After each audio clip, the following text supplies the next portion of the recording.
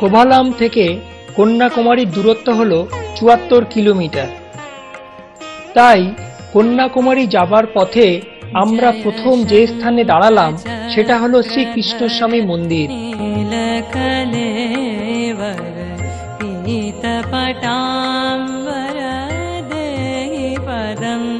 जय चंदन चर्चित कुंडल मंडित कौस्तभलांछित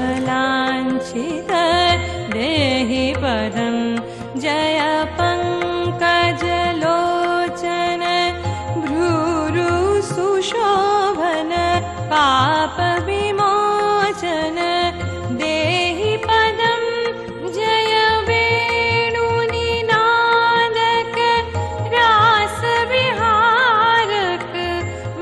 অসামান্য মুরাল চিত্র শোভিত এই মন্দিরটির নাম হল সুচিন্দ্রম। নবম শতকে পাণ্ডব রাজদের দ্বারা এই শিবলিঙ্গ মন্দিরটি তৈরি হয়।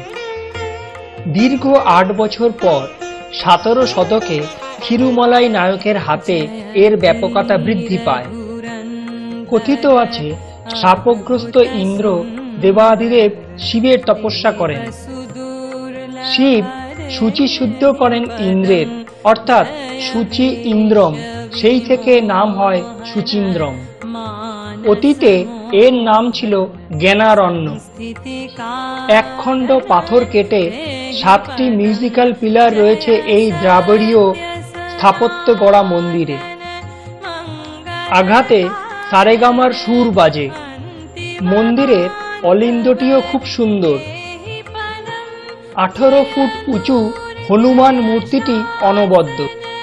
১০৩৫টি স্তম্ভের নাচঘরটিও বৈচিত্র্যময়। মন্দিরের চূড়াতে একদিকে রামায়ণ এবং অন্যদিকে মহাভারত আখ্যান মূর্ত। প্রবাদ আছে ঋষি অত্রিমুনি এবং তার স্ত্রী অনুসূয়া দেবী এই সুচিন্দ্রমেই বাস করতেন। জয় ভক্ত জনাশ্রয় দীন দয়াময় চিন্ময় অচ্যুত দেহি পদম জয় পামর পাবন ধর্ম পরায়ণ দৈত্য নিষূদন দেহি পদম জয় বেদ বিমোচন। সারা দেহ মন যেন উদাস হয়ে যায়, পবিত্র করে তোলে সারা অন্তরাত্মা। বায়ে বঙ্গোপসাগর, ডাইনে আরব সাগর এবং সম্মুখপানে ভারত মহাসাগর। ভারতের দক্ষিণে শেষ প্রান্তভূমি এই কেপ কমরিন বা কন্যাকুমারী। আর এইখানেই গড়ে উঠেছে পরমা সুন্দরী দেবী কন্যাকুমারীর মন্দির। পৌরাণিক আখ্যান জড়িয়ে আছে এই মন্দিরকে ঘিরে। ব্রহ্মার বরে বানাসুর ছিল পুরুষের হাতে অবদ্ধ। এই বানাসুরকে বধ করবার জন্য শিবজয়া পার্বতীর দেবী কুমারী কন্যা রূপে আবির্ভাব। ত্রিলোক জয় করবার পর বানাসুর দেবলোক আক্রমণ করে। এতে দেবতারা আতঙ্কিত হন। বিষ্ণুর পরামর্শে ইন্দ্র যজ্ঞ শুরু করলেন, আর যজ্ঞের হোমাগ্নি থেকেই জন্ম হয় এই কন্যার। ক্রমে এই কন্যা বিবাহযোগ্যা হইলেন এবং বিশ্বেশ্বর মহাদেব তাহাকে বিবাহ করিতে চাইলেন। কন্যার বিয়ে হয়ে গেলে বানাসুর আর বধ হয় না। তাই এই বিবাহ বানচাল করবার জন্য দেবর্ষি নারদ চক্রান্ত করে বিয়ের এক শর্ত দিলেন যে বিয়ে হবে সূর্যোদয়ের পূর্বে এবং চক্ষুহীন নারকেল, শিরাহীন তাম্বুল ও গ্রন্থিহীন ইক্ষু আনতে হবে শিবজিকে। দেবাদিদেব শিবের অসাধ্য কিছুই নেই, তাই তিনি ওই ৩ বস্তু জোগাড় করে কৈলাস থেকে রওনা দিলেন। কিন্তু নারদ সুচিন্দ্রমে একটি মোরগের রূপ ধারণ করে ডাকতে লাগলেন। সকাল হয়ে গিয়েছে ভেবে শিবজি ওই সুচিন্দ্রমেই থেমে যান, ফলে আর বিয়ে হলো না। দেবী কুমারী রূপেই অধিষ্ঠিত হইলেন এই কন্যাকুমারীতে। দেবীর অপরূপ সৌন্দর্যে আকৃষ্ট হয়ে বানাসুরও দেবীকে বিবাহের প্রস্তাব দেন। দেবী বিবাহে রাজি হলেন একটা শর্তে। শর্তটা হলো এই যে বানাসুরের সাথে দেবীর যুদ্ধ হবে এবং সেই যুদ্ধে দেবীকে পরাস্ত করতে হবে। এই সময়ে দেবী ভদ্রকালী রূপে প্রকটিত হয়ে বানাসুরকে বধ করেন। দৈত্য বিনাশকারী, তোমার পদে আমাকে আশ্রয় দাও।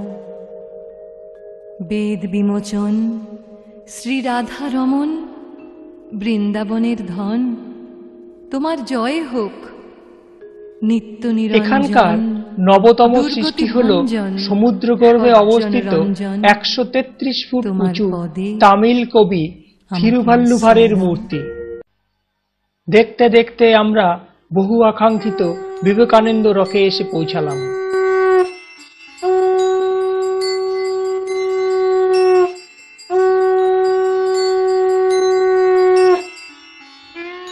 অতীতে সমুদ্রের মধ্যে 60 মিটার ব্যবধানে পিটরু ও মঠরু নামে দুটি শিলাখণ্ড অবস্থিত ছিল।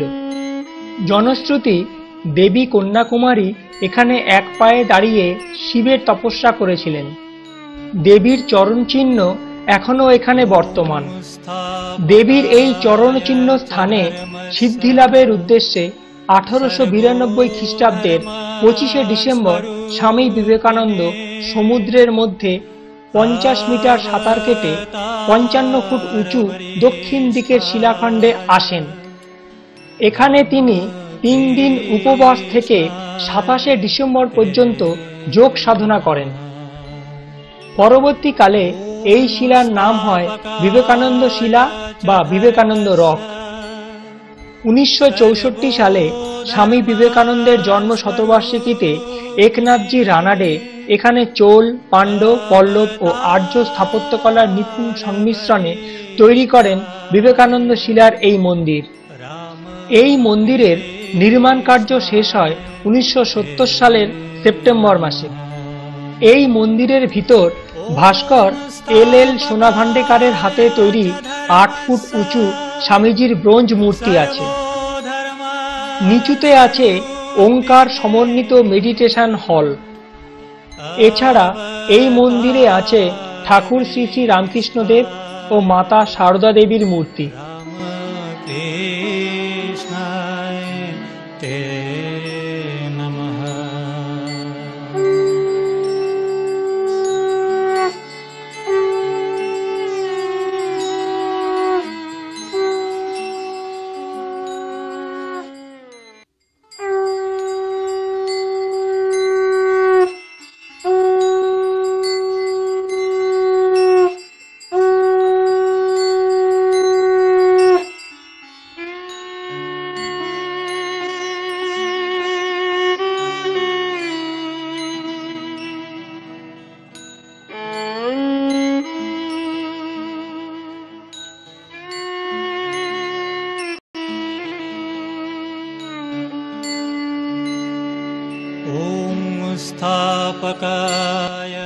স্বামীজির কাজে অনুপ্রাণিত হয়ে অগণিত মানুষ তাদের জীবন সঁপে দিয়েছেন মানুষের কল্যাণার্থে। এমনই একজন মানবের সাক্ষাৎ মিলল এই বিবেকানন্দ রকে। আমি অবশ্য বাড়ি ঘর ছেড়ে এই বিবেকানন্দ কেন্দ্রে জীবনব্রতী হয়ে আমি এখানে ফ্রি সার্ভিস দিচ্ছি। এটা আমার চাকরি নয়, শুধুমাত্র স্বামীজির কাজ করছে এইটুকুই জানি, এর থেকে বেশি কিছু জানি না। আপনারা যে জায়গাটায় এসেছেন এটাকে বলে বিবেকানন্দ রক মেমোরিয়াল। ধর্ম স্বরূপিণী অবতার বরিষ্ঠায়। সময় ফুরিয়ে আসছে।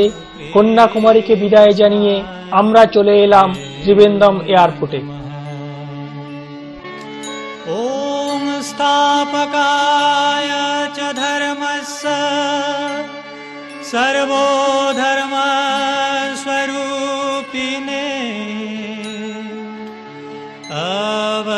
অবতার বরিষ্ঠায়। এখান থেকে জেট কানেক্টিং এয়ারলাইন্সে ডানায় ভর করে আমাদের উড়ে যেতে হবে কলকাতার উদ্দেশ্যে।